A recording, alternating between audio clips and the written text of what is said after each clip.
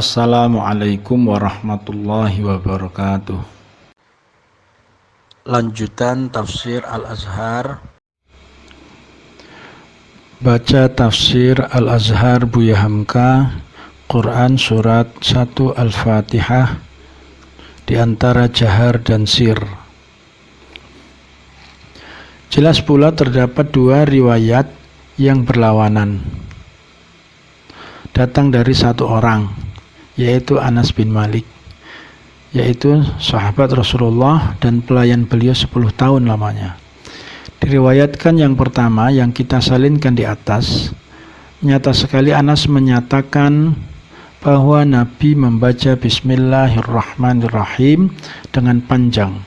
Bismillahnya panjang, Ar-Rahmannya panjang, Ar-Rahimnya panjang pula. Timbul pertanyaan sekarang, dari mana beliau tahu bahwa Rasulullah SAW membaca masing-masing kalimat itu dengan panjang, mad, kalau tidak didengarnya sendiri? Kalau kita kembali saja kepada kaidah usul fiqih dan ilmu hadis, tentu kita dapat menyimpulkan al-muthbatu muqaddamun 'alan nafi, yang menetapkan lebih didahulukan daripada yang meniadakan. Artinya, riwayat Anas yang menyatakan Rasulullah SAW membaca Bismillah panjang, Ar-Rahman panjang, dan Ar-Rahim panjang, itulah yang didahulukan. Oleh sebab itu, Bismillahirrahmanirrahim kita jaharkan dan matkan membacanya. Ini namanya menetapkan hukum ada jahar. Tetapi Al-Hafidh Ibnu Hajar, sebagaimana yang disalinkan oleh Asy-Syaukani di dalam Nailul Awtar, telah mendapat jalan keluar dari kesulitan ini. Katanya, hal ini bukanlah semata-mata karena mendahulukan hadis yang menetapkan hukum jahar daripada yang menafsirkan sir. Karena amat jauh dari penerimaan akal kita bahwa Anas yang mendampingi Abu Bakar, Umar dan Uthman 25 tahun dan mendampingi Nabi sebagai sahabat 10 tahun lamanya, tidak sekali juga akan mendengar mereka menjaharkan, agak sekali sembahyang pun. Tetapi yang terang ialah bahwa Anas sendiri mengakui bahwa dia tidak ingat lagi, sudah lupa hukum itu. Karena sudah lama masanya, tidak dia ingat lagi dengan pasti. Apakah mereka, Nabi SAW dan ketiga sahabat itu memulai dengan Alhamdulillah secara jahar atau dengan Bismillah? Lantaran itu jelaslah diambil hadis yang menetapkan jahar. Sekian penjelasan Al-Hafidh Ibnu Hajar.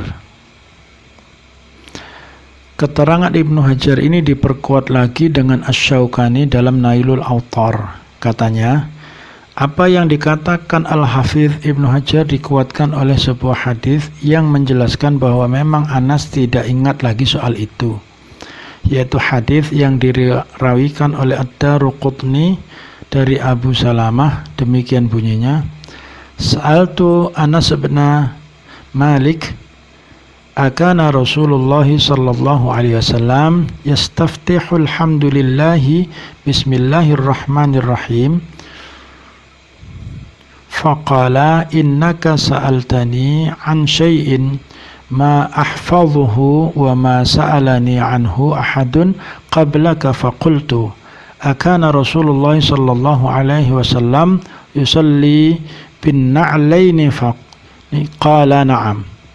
Artinya, aku telah tanyakan kepada Anas bin Malik, apakah ada Rasulullah SAW membuka sembahyang dengan Alhamdulillah atau dengan Bismillahirrahmanirrahim?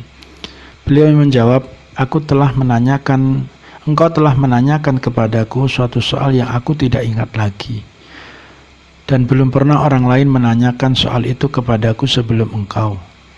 Lalu saya tanyakan pula, apakah ada Rasulullah SAW sembahyang dengan memakai sepasang terompah?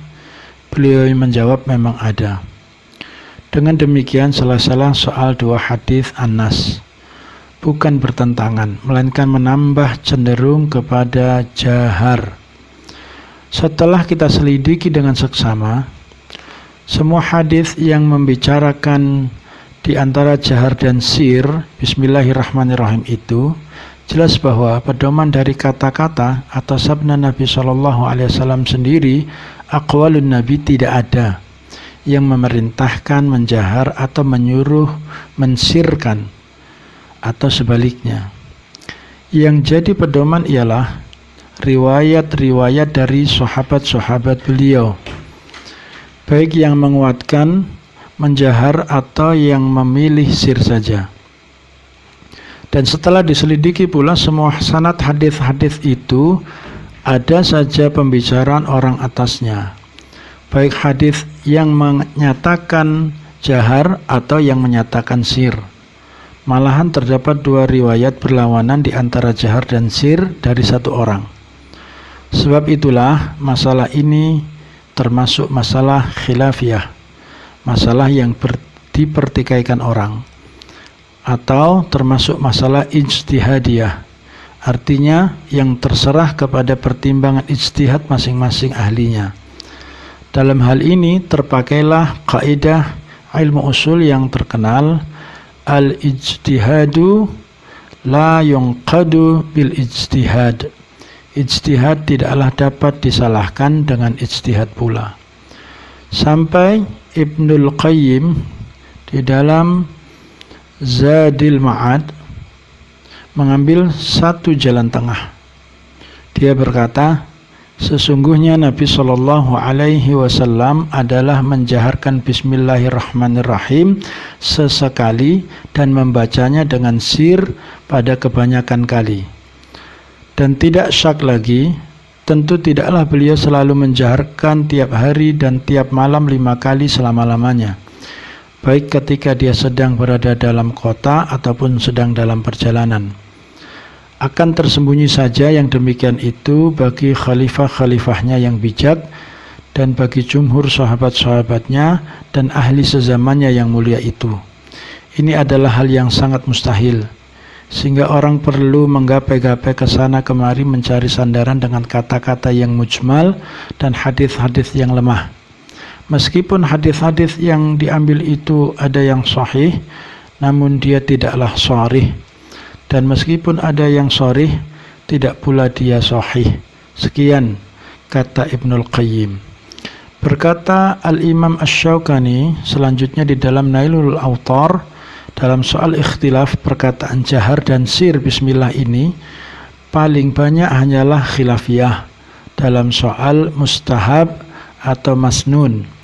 Maka tidaklah soal menjaharkan atau mensirkan bacaan ini merusakkan sembahyang atau membatalkannya. Ijma' ulama bahwa soal sir dan jahar itu tidaklah membatalkan sembahyang.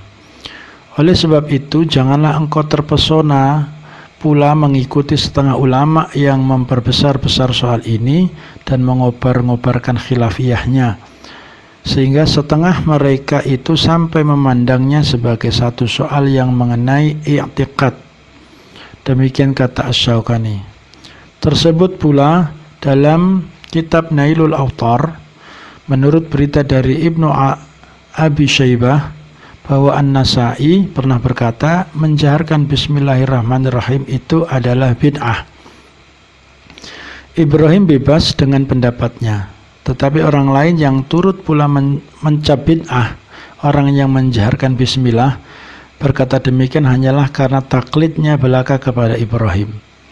Orang ini bebas buat tidak menjaharkan Bismillah, tetapi menuduh orang lain termasuk sahabat-sahabat perawi hadis sebagai Ibnu Abbas, Ibnu Umar, dan Abu Hurairah jadi tukang bid'ah adalah suatu perbuatan yang jauh daripada sopan santun agama. Agak panjang kita uraikan masalah jahar atau sir bismillah ini dalam tafsir ini. Gunanya ialah buat menunjukkan bahwa dalam ranting-ranting atau furuk-furuk syariat banyak terdapat hal-hal semacam ini. Dalam gerakan hendak kembali kepada Al-Quran dan hadis, pasti terdapat soal-soal yang meskipun kita telah kembali ke dalam Al-Quran dan hadis itu, namun kita tidak juga dapat mengambil keputusan pasti, kecuali dengan ijtihad atau dengan taklid.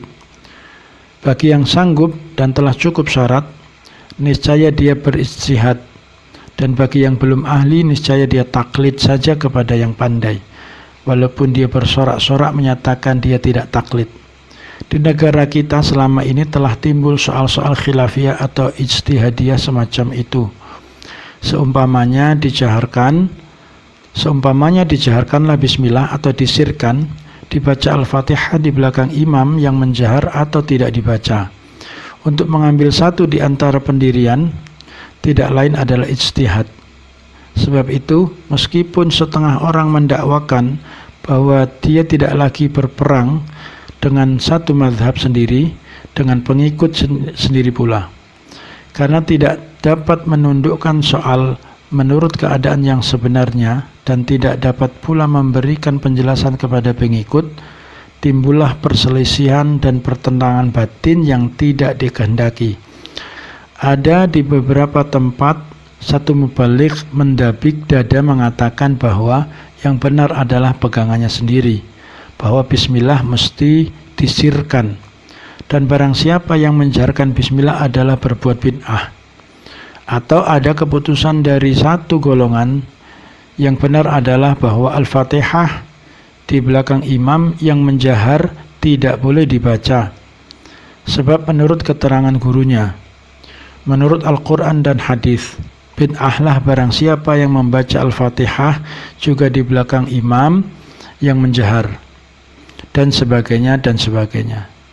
Dengan sebab demikian, maka perkara khilafiyah atau ijtihadiyah yang begitu lapang dan mulanya telah menjadi sempit dan membawa fitnah dan perpecahan, dan tidak lagi menurut ukuran yang sebenarnya sebagaimana yang tersebut di dalam kitab-kitab usul fiqh, yaitu kebebasan ijtihad. Dan ijtihad tidaklah qat'i pasti, melainkan dhanni kecenderungan faham, dan tidak lagi hormat menghormati faham sebagaimana yang dikehendaki oleh agama. Timbul mau menang sendiri yang tidak dikehendaki agama, apatah lagi setelah orang awam berkeras mempertahankan satu pendirian yang telah dipilihkan oleh guru-guru.